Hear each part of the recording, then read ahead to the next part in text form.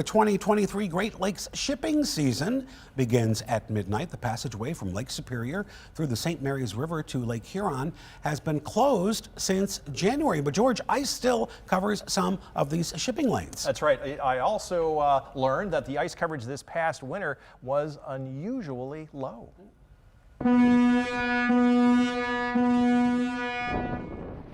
It's been a relatively light season for the Biscayne Bay.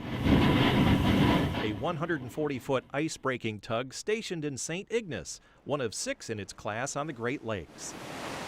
We can go about 15 knots in open water. We're built a little more for torque than speed, so we can go through, rated capacity is usually about 3 feet of ice, but I've gone through over 6. Its job is to make tracks in the ice, so the 1,000-foot freighters don't get stuck. They can get stuck due to pressure on the ice. The ice isn't always fast to shore, so it's moving sometimes.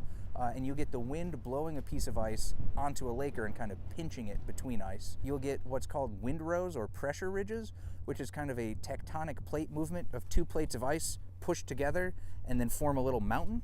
And that mountain can be a big impediment to traffic. Ice coverage on the Great Lakes this season was unusually low, peaking around 22% on February 4th and again around 20% on February 24th, well below the average of 44%. It has since dropped to less than 5%.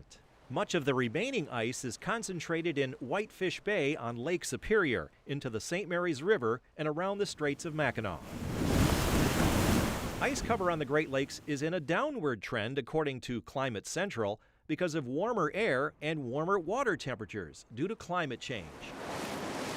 The ice season is also getting shorter, with lakes now tending to freeze over later and thaw out sooner.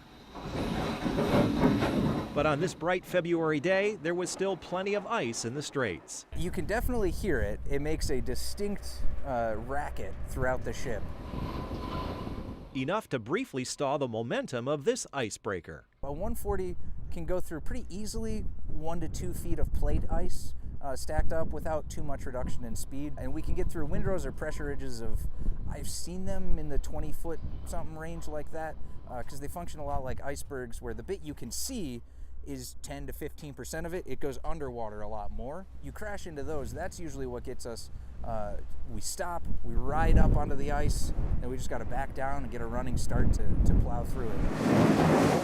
As the 2023 shipping season resumes, the Biscayne Bay will focus more on the Lake Superior side.